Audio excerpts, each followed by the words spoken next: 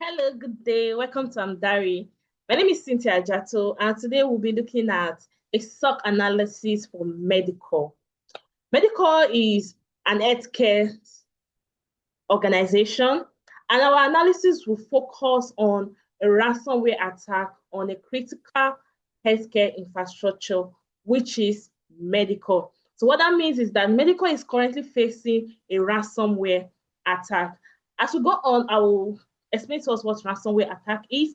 I'm going to take you through the project, show you the business project. I'm going to show you the scope of the project, the objective of the project, and what is expected of you as a SOC analyst at the end of the day. So tools we are going to be using Splunk, CyberChef, Yara, AnyRun, and VirusTotal. About MediCore. MediCore is an healthcare system based in USA, and they have operations across multiple states in US. It runs about 5 region hospitals and 22 outpatient clinics, which is supported by hybrid infrastructure. They also combine on-prem virtual machine clusters with Azure Cloud. So MediCore is a big healthcare organization, and from what I just listed out, they make use of modern facilities to run their organization, which means they are heavily based online. Everything they do is heavily based online, and this makes them a victim for attack at the end of the day. So they make use of Azure. They make use of core systems include Epic EHRO, image platforming, patient portals, and lab data systems. So everything they do when they want to carry out imaging, they want to carry out patient portal, they want to know about their patient, the patient data, everything is online, saved online. And imagine an hospital where their patient's information is saved online. Imaging, everything they want to do is heavily influenced by the internet. And such an organization is facing a ransomware.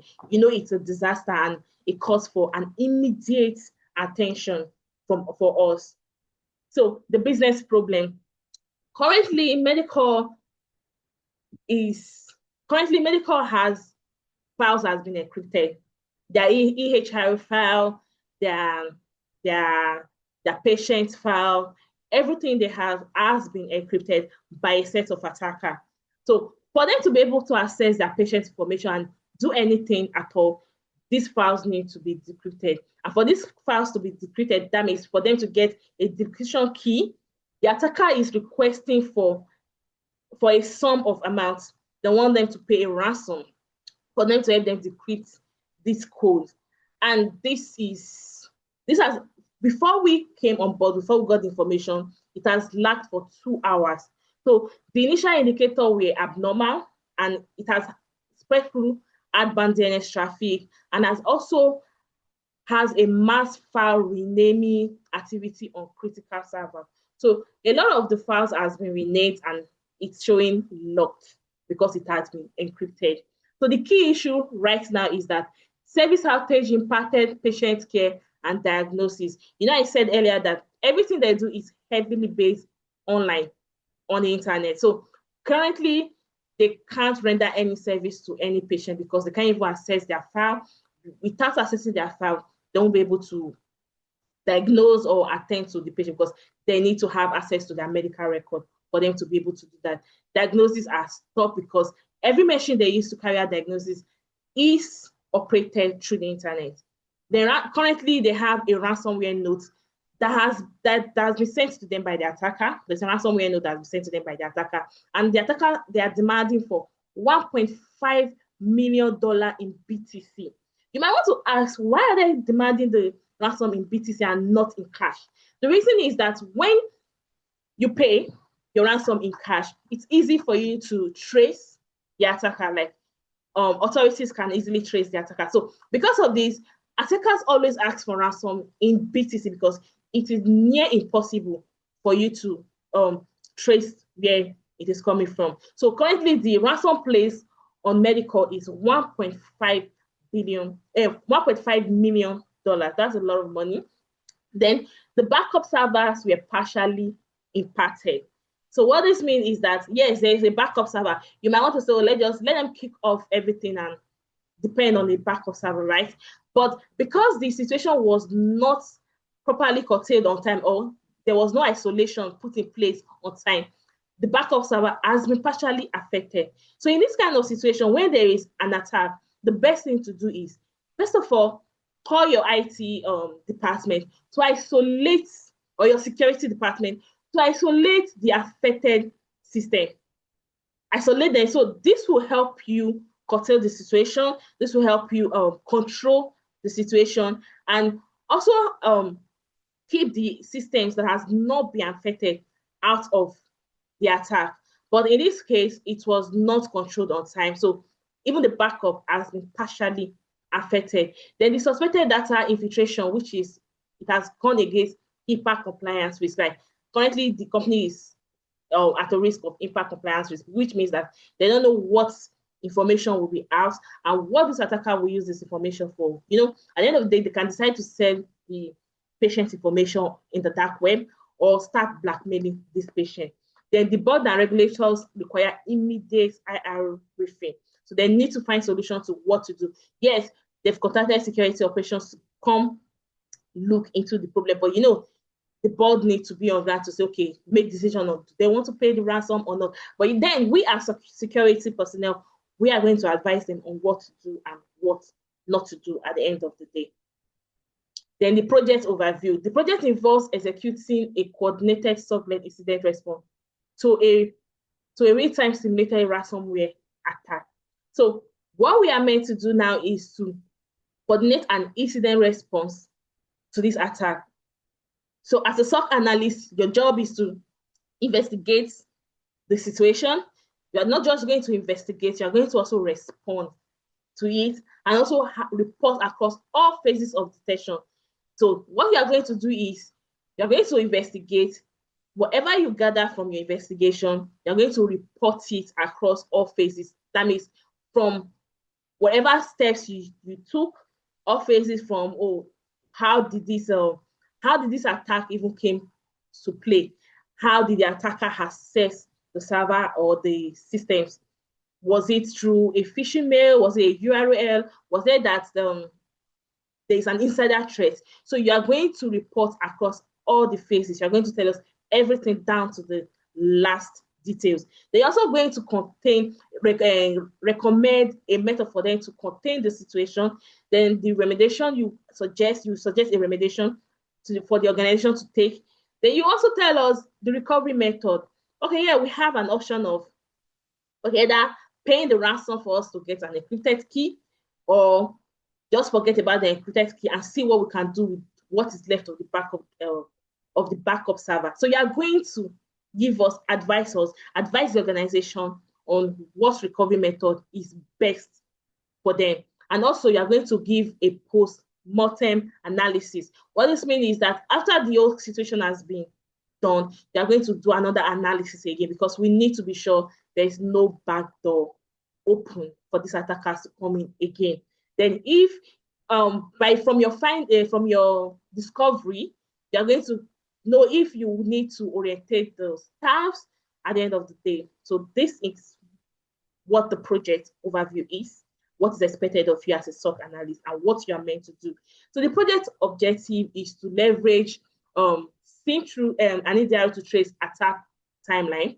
So you are also going to contain the threat and prevent lateral movement. So you're going to tell us how can we prevent lateral movement in this kind of situation. They're also going to ensure that there is recovery with minimal data loss. So how do we recover everything that has been encrypted with little to no data loss actually? So how do we make sure that no data was lost? They're also going to document regulatory actions, which is for HIPAA and state laws. They're also going to present to the executive a post-incident report. All the analysis you are going to do, all the incident response you are going to do, if there is no well-detailed report, is going to be useless at the end of the day. One thing is, while writing your report, you need to consider the fact that You are presenting this report to non-technical people. So the people in the board of directors, which are the executive, they are non-technical. So you don't need to use big technical terms that they will not understand. So make your report as simple as possible. Then the business problem. So you might be wondering, okay, we've talked about what has happened, the problem that the business is currently facing, the objective, what is expected of you. Then how has this attack impacted MediCore? So currently,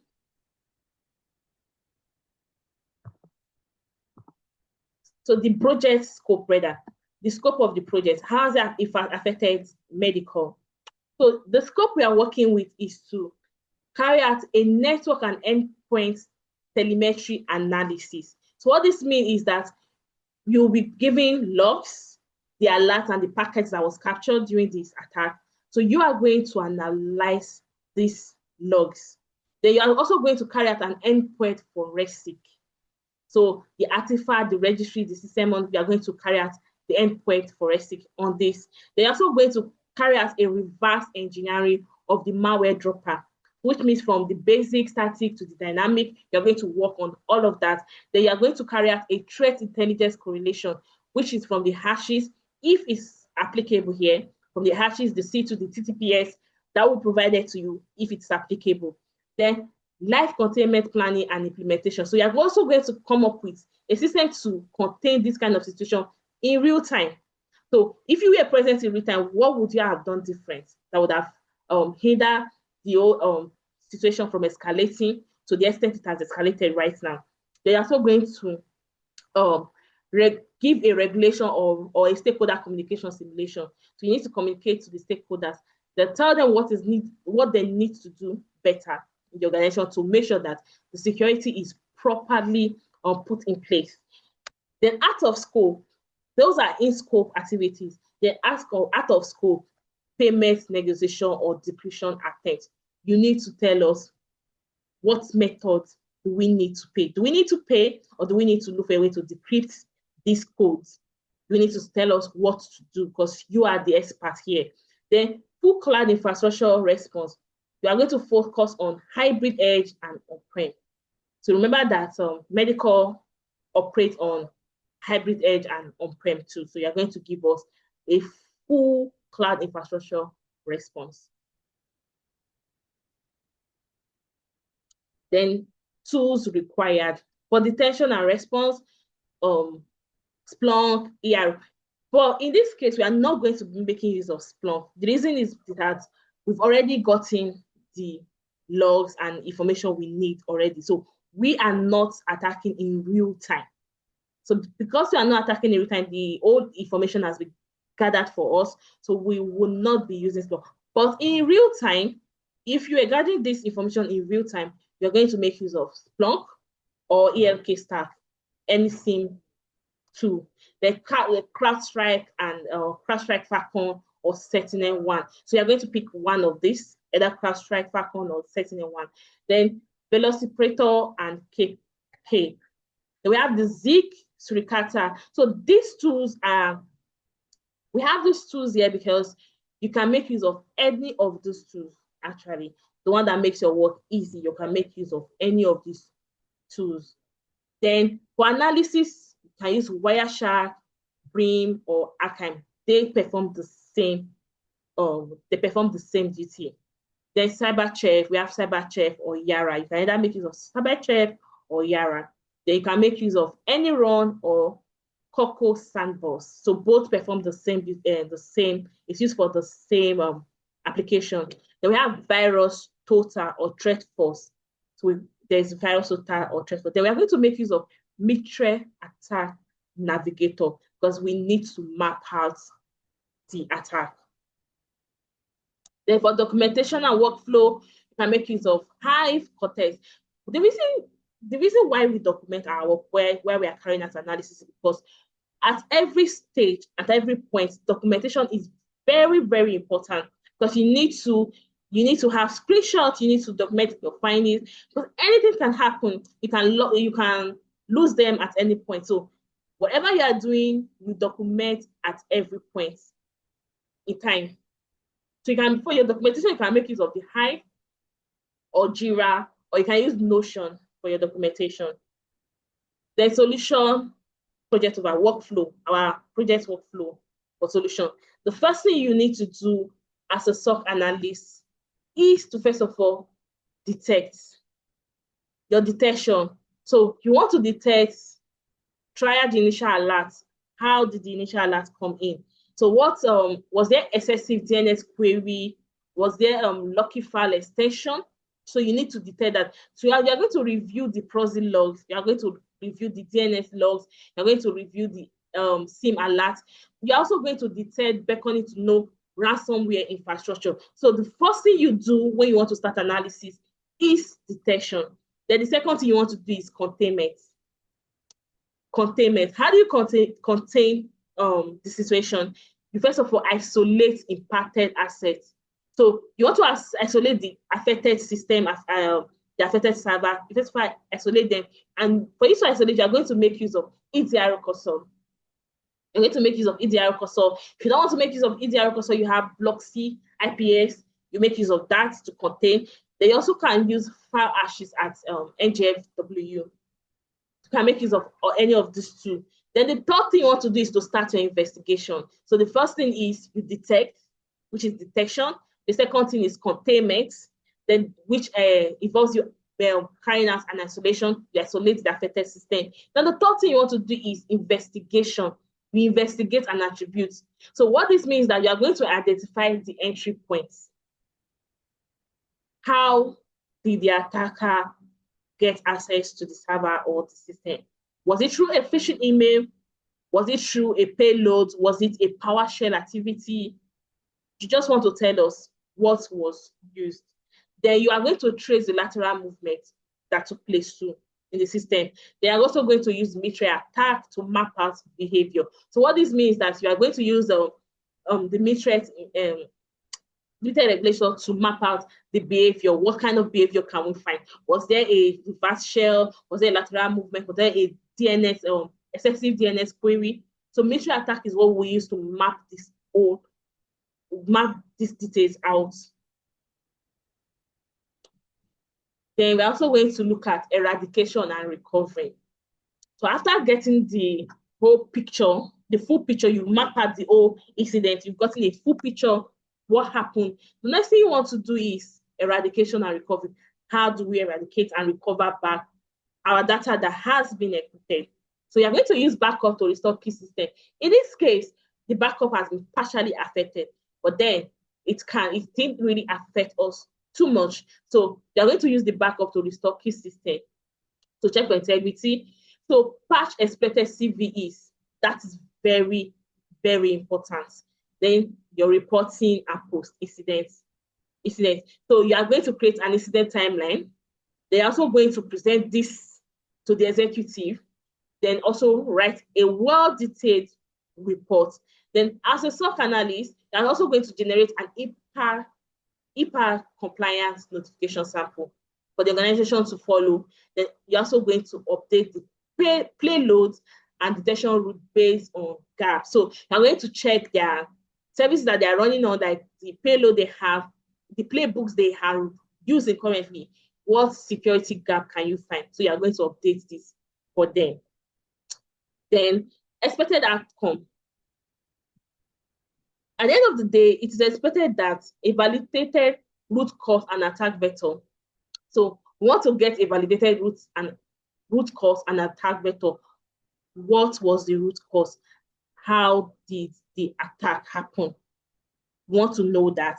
They want to have a complete threat actor TTP mapping. So you are going to map out a threat actor, a complete threat actor for us. The containment, you are going to give us containment without ransom payment. Yes. How do we solve this problem without paying that ransom? Because the truth is, you might be wondering, oh, they're asking for ransom.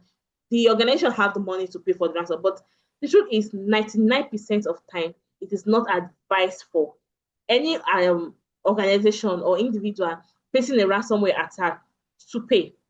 The reason is because when we pay this ransom, we don't have any guarantee that the attacker will give us a key to decrypt the encrypted file. They don't. In most cases, usually they don't give the decryption key. After collecting the ransom, they just disappear into thin air. And secondly, you are not even sure if your information have not been sold in the dark web.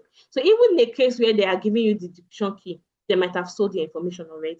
So because of that, it's advised not to pay. And also, when you pay ransom, it gives them the morale to want to try it out with, even if it's not your organization, with another organization. So it's more like we are motivating them to keep doing what they are doing. So it is advised not to pay ransom at the end of the day. Then recovery within minimal downtime of 24 hours. How can we recover it within 24 hours? Because it's very important. Then playbook update and SOC process maturity improvements. So the business impact. Currently, how has it affected MediCore? This whole ransomware attack, how has it impacted MediCore business? How has it affected MediCore? So currently we have